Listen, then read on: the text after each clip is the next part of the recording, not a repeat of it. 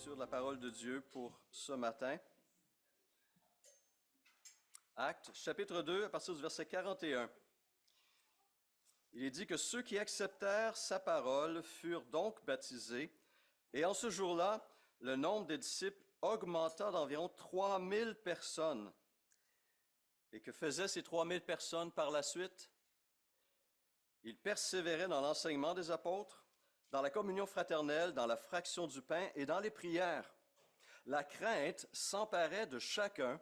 Il se faisait beaucoup de prodiges et de signes miraculeux par l'intermédiaire des apôtres. Tous ceux qui croyaient étaient, comme ce matin, ensemble, et ils avaient tout en commun.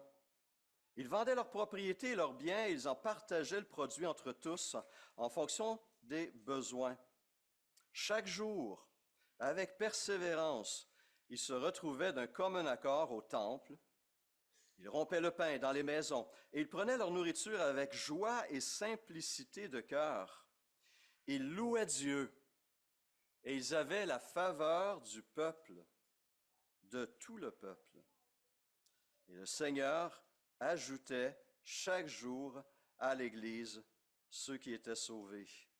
Seigneur, merci pour cette image, ce portrait de cette toute première Église à voir le jour à la suite de la venue de ton Esprit, de ce jour de la Pentecôte. Merci pour ces descriptions qui nous aident nous-mêmes aujourd'hui à comprendre ce que tu nous appelles à vivre en tant que communauté de foi. Pour cette parole ce matin pour nous, Seigneur, merci de bénir et de diriger. Amen. Amen. Et ce matin, j'aimerais qu'on puisse justement réfléchir ensemble, alors que la rentrée est devant nous, réfléchir sur la mission de l'Église de Jésus-Christ, la mission que Christ lui-même nous a confiée. Surtout la question suivante, quel témoignage sommes-nous appelés à rendre au nom de Jésus-Christ, non seulement à l'intérieur de ces quatre murs, mais aussi à l'extérieur, dans nos familles, dans notre quartier, dans nos milieux de travail. Et pour l'auteur et évangéliste canadien Leighton Ford, qui avait écrit il y a quelques années ceci, que l'Église de Jésus-Christ remplit son rôle de témoin que Christ lui a confié de trois façons précises, à travers sa communion fraternelle, à travers une communauté qui aime, à travers son service et à travers la proclamation de l'Évangile. Et ce triple témoignage de l'Église se veut en fait, on l'aura compris, un reflet de la vie de notre Seigneur Jésus-Christ, du ministère qu'il a accompli durant ces 3 années de ministère, ces 3 années qu'il a passées à sillonner les routes de la Palestine.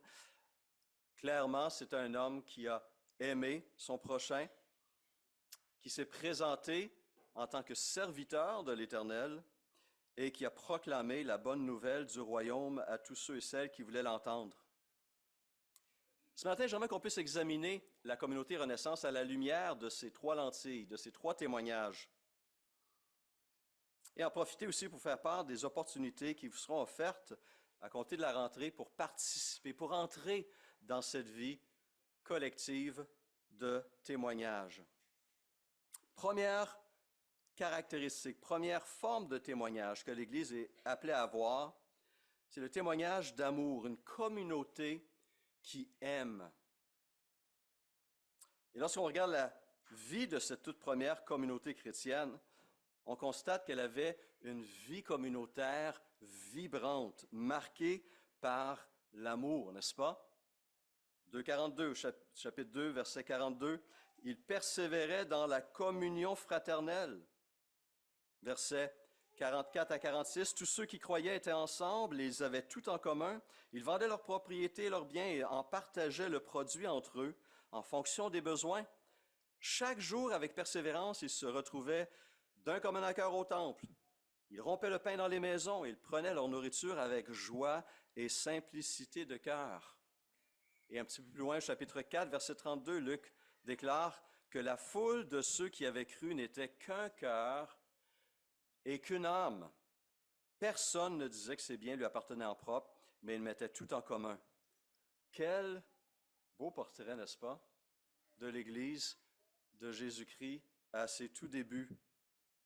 Des membres qui veillaient les uns sur les autres, qui prenaient soin les uns des autres, qui partageaient leurs biens et leurs maisons, qui se fréquentaient quotidiennement et désiraient vivre cette foi nouvelle avec leurs frères et sœurs en Jésus-Christ. Et en conséquence, ajoute Luc au verset 47, ils avaient la faveur de tout le peuple et le Seigneur ajoutait chaque jour à l'Église ceux qui étaient sauvés. Le monde a tellement besoin de telles églises. Vous ne croyez pas? Dans un monde où on constate une épidémie de solitude, où on constate un nombre croissant de familles dysfonctionnelles et même brisées, où les individus se sentent déconnectés les uns des autres, tout en étant la génération la plus connectée au monde.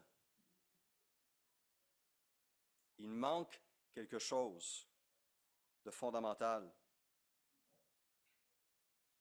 La vie collective d'une communauté de foi est un oasis de fraîcheur. Un lieu de relations vivifiantes et enrichissantes, ou devrait l'être, à tout le moins. C'est en quelque sorte, nous présente la parole comme une nouvelle famille. Imaginez cette parole d'un dénommé Ananias qui va voir ce persécuteur de l'Église, Saul de Tarse, qui arrive à Damas et qui a fait une rencontre qui a transformé le cours de sa vie sur la route vers cette ville. Le Seigneur Jésus, ressuscité, lui est apparu. Il l'a rappelé à l'ordre et s'est retrouvé dans une attente. Et Ananias vient le voir. Et comment l'appelle-t-il?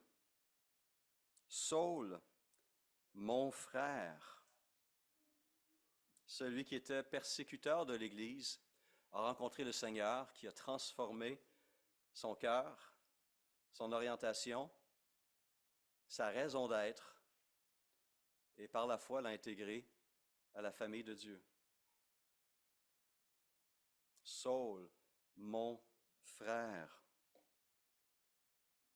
L'Évangile transforme nos rapports en profondeur. Alors, comment la vie de Renaissance se compare-t-elle à cette première communauté? Positivement, une des premières choses que nos visiteurs mentionnent, des caractéristiques qui frappent les gens qui fréquentent cette communauté pour la première fois ou les premières fois, on nous dit, dans ces visites que l'on fait par la suite, que l'Église Renaissance est une communauté accueillante. On se sent tout de suite bien accueilli, bien accepté, et rapidement on se sent chez soi. Et ça, c'est quelque chose de très, très beau. Les gens ne cessent de le mentionner. Et c'est une forme d'hospitalité qui honore, n'est-ce pas, notre Seigneur et qui est un reflet de notre Seigneur lui-même qui a dit « Venez à moi », n'est-ce pas? Venez à moi. Mais il est clair qu'une communauté aimante ne se limite pas simplement à cet accueil du dimanche matin. Une communion fraternelle vibrante doit se vivre aussi à l'extérieur de ces murs et en d'autres temps que les dimanches matins. Et un des moyens que nous avons mis en place depuis très longtemps pour faciliter cette communion, ce sont ce qu'on appelle les groupes vie. Que ce soit des groupes de maison, des groupes ici à l'Église, qui réunissent hommes et femmes, jeunes et vieux, nouveaux dans la foi ou vétérans, tant en semaine que durant les week-ends, en différents points de la capitale nationale. À 2 coins de rue d'ici, nous avons le groupe vie d'André et de Joanne Gauthier qui se réunit aux 2 semaines. Nous avons à la fois sur la rive sud et la rive nord, donc on se déplace. Ça va?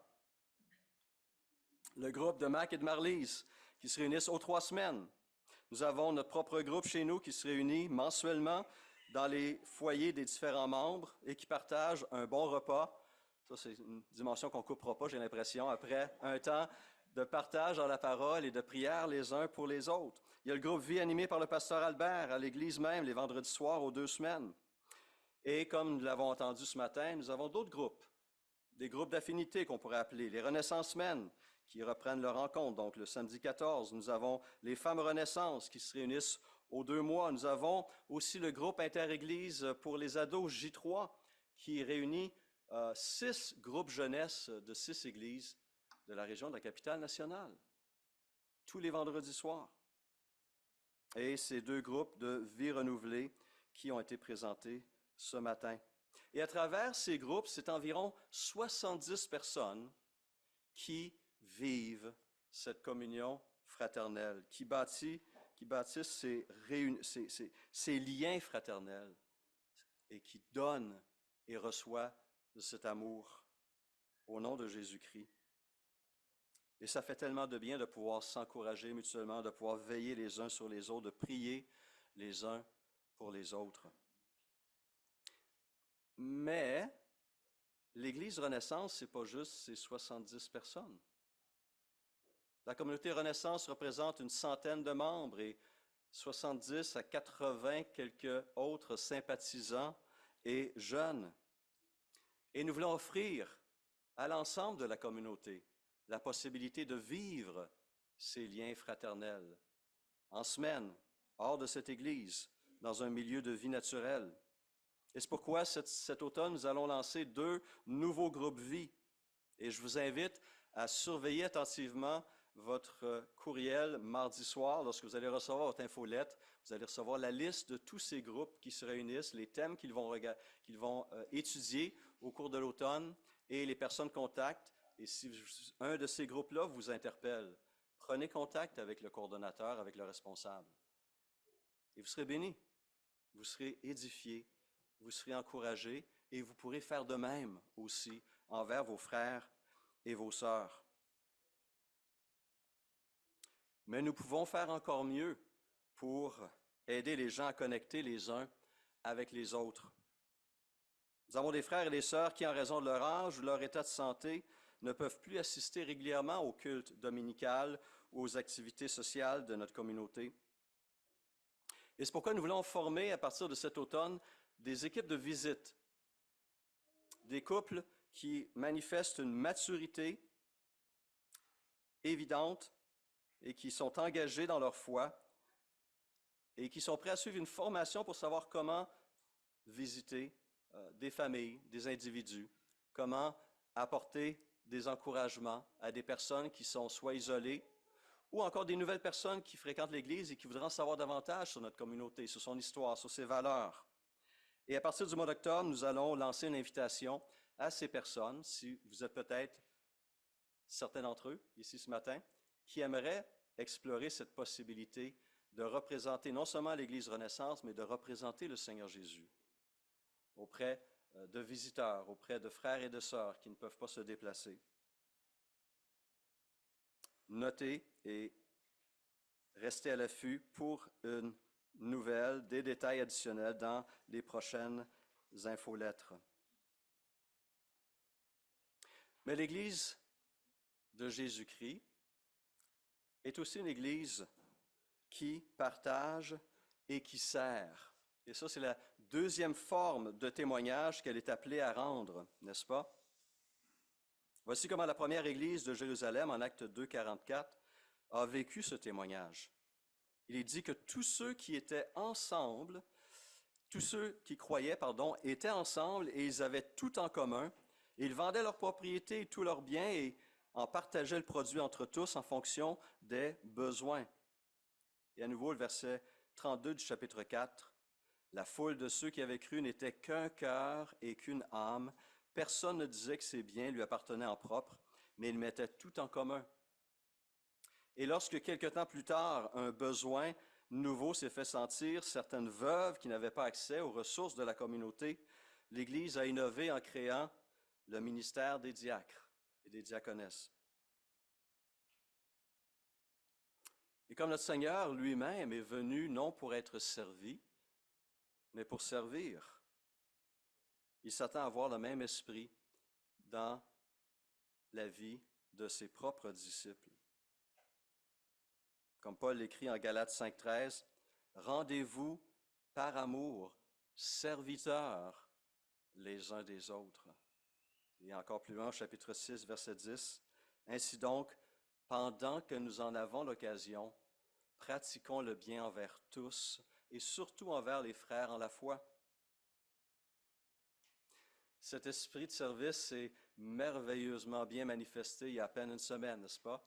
Rappelons-nous cette fête de quartier qui a eu lieu autour de l'église, dans les stationnements et autour, où 25 frères et sœurs de la communauté sont venus pour servir les habitants du quartier, offrir des boissons, organiser des jeux, manifester l'amour de notre Seigneur. Quelle belle journée que nous avons vécue. Et cela a fait sourire notre Seigneur, a réjoui le cœur de notre Seigneur. Il nous a donné l'opportunité de briller pour lui, d'être un parfum de bonne odeur auprès de nos concitoyens. Mais il y a d'autres aussi qui servent de différentes façons. On a un conseil d'église composé de 6 frères et sœurs qui se réunit tous les mois pour faire une gestion des biens matériels, des finances et des aspects légaux de notre communauté et faire le pont avec les différents ministères actifs dans l'Église. Nous avons une quinzaine de ministères actifs dans cette communauté qui servent d'une manière ou d'une autre.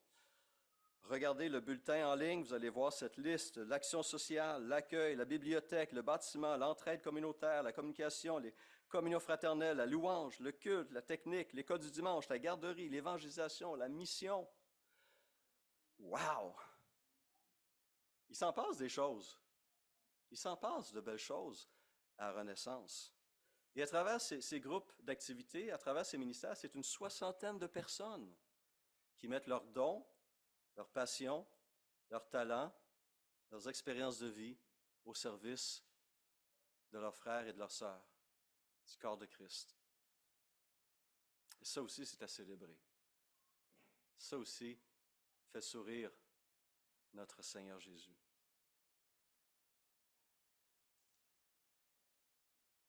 Et avec une Église qui grandit, nous aurons dans quelques semaines la joie de baptiser 4 personnes et nous entrevoyons une douzaine de nouveaux membres lors de la prochaine Assemblée générale en novembre prochain.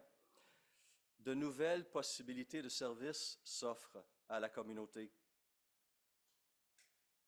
Et pour faire la connexion entre les opportunités de service et les dons, les talents, les compétences et les expériences des frères et des sœurs, un nouvel outil qui a été annoncé à l'Assemblée générale de juin dernier vient d'être mis en ligne et est maintenant disponible pour tous les frères et sœurs de Renaissance. Et ça s'intitule « Les ressources de Renaissance ». Et un courriel vous sera envoyé cette semaine qui va vous permettre de découvrir cet outil-là. Et essentiellement, on veut pouvoir vous donner l'opportunité d'identifier, de partager les dons, les passions, les connaissances, les expériences de vie que vous avez et que le Seigneur pourrait utiliser pour bénir le corps de Christ, pour contribuer à son édification. Encore une fois, surveillez vos courriels cette semaine. Il va y avoir beaucoup de choses qui vont se passer et on se réjouit de voir ces opportunités, ces ressources et ces ministères qui se développent. L'Esprit, on doit le rappeler, l'Esprit a distribué à chacun d'entre nous une capacité, un don, un talent qu'il veut nous voir utiliser pour l'édification du corps de Christ. Le corps de Christ n'a pas d'organes inutiles. Et tous ses membres doivent contribuer au bien-être global.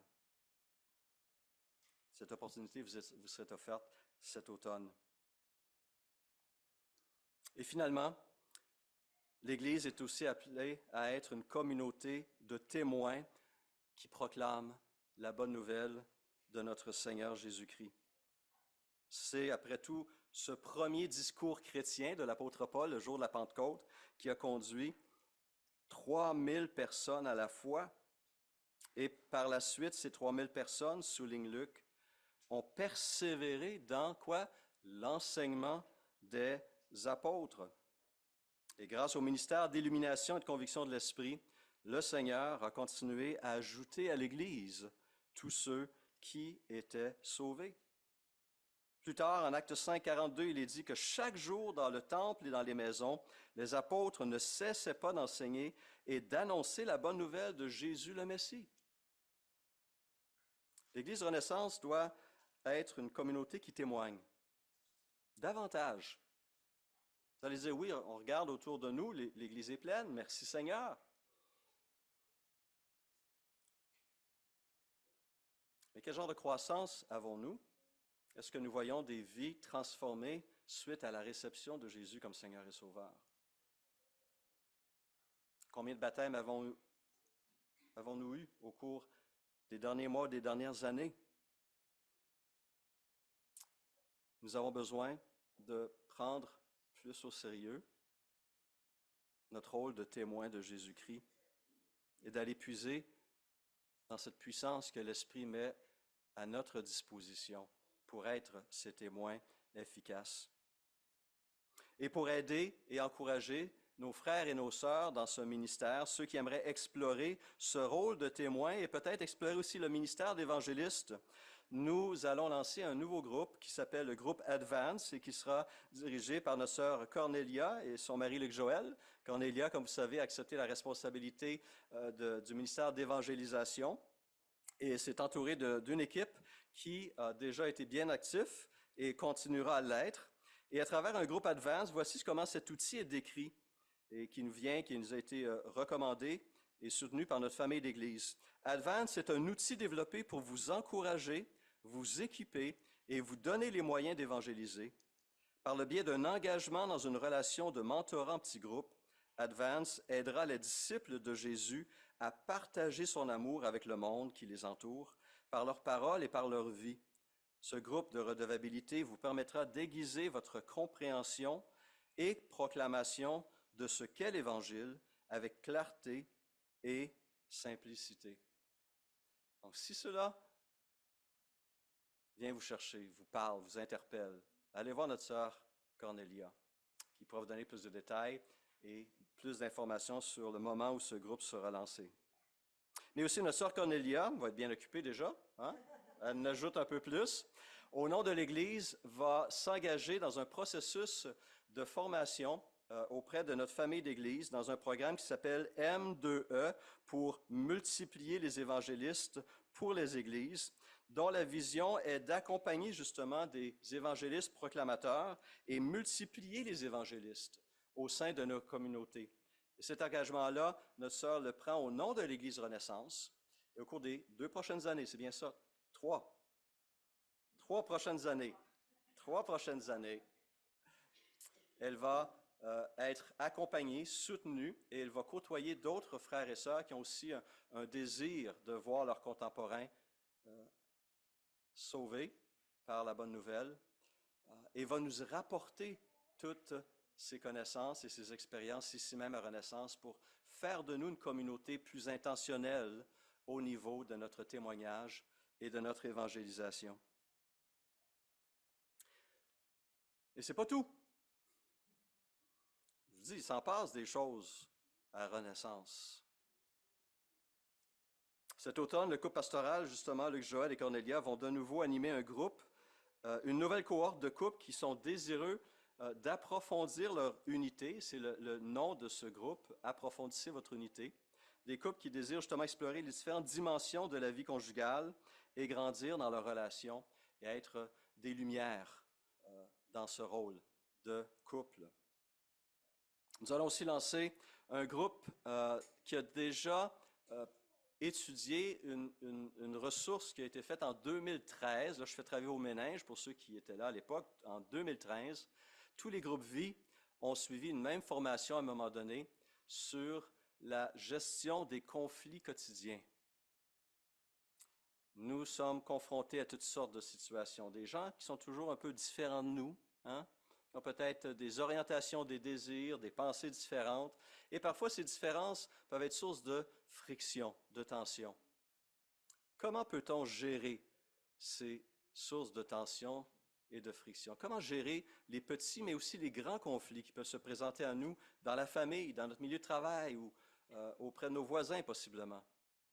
Cette formation vous aidera à gérer d'une manière biblique ces sources de tension et de grandir et de prospérer à travers elles en étant des exemples de réconciliation, des agents de réconciliation et des agents de paix. Et donc, à travers ces témoignages d'amour, de service et de proclamation, nous souhaitons voir et nous croyons que nous allons voir de nouvelles personnes se tourner vers le Seigneur Jésus-Christ. Nous attendons à voir des vies transformées à l'image de Christ. Et nous voulons voir une maison spirituelle qui continue à s'édifier pour la gloire de notre Seigneur Jésus-Christ et l'honneur du nom de notre Dieu. Ce qui nous amène à une dernière nouvelle et un sujet de prière. Regardez autour de vous, cette salle se remplit. Et vous allez voir, l'école du dimanche aussi, les classes sont déjà pas mal bien remplies. Et devant cette croissance continue, nous avons besoin à nouveau de réfléchir sur la façon de bien accueillir les personnes que le Seigneur nous envoie. Comment, en tant que communauté, peut-on mieux orienter nos ministères et notre service pour l'édification continue de cette Église? Et c'est pourquoi le Conseil d'Église a décidé de créer un comité ad hoc sur l'avenir de l'Église qui sera appelé à examiner à nouveau les possibilités qui s'offrent à nous. Dans quelle direction l'Esprit veut-il nous conduire? Comment peut-on continuer à accueillir, continuer à former des disciples de Jésus-Christ et ainsi proclamer le nom de notre Seigneur Jésus auprès de cette communauté, mais aussi auprès de nos concitoyens? Donc, un comité a été formé représentant différents ministères clés qui vont réfléchir ensemble, qui vont aller chercher des ressources au sein de notre famille d'Église et à l'extérieur, et qui vont consulter cette communauté pour voir comment l'Esprit nous dirige-t-il, dans quelle direction devrions-nous aller pour rayonner davantage pour le Seigneur Jésus. Alors, je vous invite, s'il vous plaît, je vous invite sérieusement à prier pour les membres de ce comité, pour le conseil d'Église, pour le comité pastoral. Et ceci serait une première réponse à la suite de ce message ce matin, la prière. Chercher la face de Dieu, demander la direction, le courage et la puissance à l'Esprit pour tous ses responsables. Mais une deuxième réponse de votre part serait aussi de participer à cette vie communautaire qui ne se limite pas, qui ne doit pas se limiter au dimanche matin. Comment le Seigneur veut-il vous utiliser? Quelle place vous appelle-t-il à remplir au sein de ce corps qui est l'Église? Quel don, quel talent, quelle aptitude l'Esprit vous a-t-il donné pour édifier, fortifier, bénir cette communauté de foi? Une réflexion qui est essentielle pour honorer notre Seigneur. Et lorsque vous allez recevoir ce questionnaire cette semaine, les ressources de renaissance, prenez le temps de le regarder et de le compléter. Faites-le dans la prière et en demandant au Seigneur de vous diriger vers là où les possibilités de service qui pourront s'offrir à vous par la suite. Et c'est avec ces choses que l'Église Renaissance, cette communauté en action, continuera, pour reprendre les paroles de l'apôtre Paul en Éphésiens 4,16, à tirer son accroissement selon la force qui convient à chacune de ses parties et s'édifiera lui-même dans l'amour. 3 sources de témoignage à la gloire de notre Seigneur. Prions. Seigneur, nous te remercions pour la vie que tu nous donnes par ton esprit, la vie que tu nourris par ta parole et par cette famille spirituelle dans laquelle tu nous as placés. Nous te remercions pour ces frères et ces sœurs qui ont répondu à cet appel au service et au témoignage et qui veulent glorifier ton nom dans leur vie. Nous te remercions pour ce qui a été fait cet été et au cours des derniers mois. Et nous sommes excités à voir tout ce qui s'en vient devant nous. Les possibilités, encore une fois, de faire connaître ton nom, de voir ton corps s'affermir dans des relations saines, vivifiantes, bénissantes, d'être une lumière auprès de nos concitoyens, une lumière dans ce monde de ténèbres. Seigneur, nous croyons qu'il y a d'autres personnes qui seront appelées à toi, que tu as préparé des occasions pour chacun d'entre nous. Donne-nous un esprit réceptif et ouvert. Conduis-nous, s'il te plaît, dans les voies que tu as tracées d'avance pour accomplir ces œuvres que tu as préparées d'avance pour chacun d'entre nous. Et encore et toujours, notre désir dans tout cela, c'est que le nom de Jésus-Christ soit glorifié dès aujourd'hui et au siècle des siècles. Amen. Amen. Gardons-nous en prière. Et nous allons voir le Seigneur agir de tellement d'autres manières. J'ai bien hâte.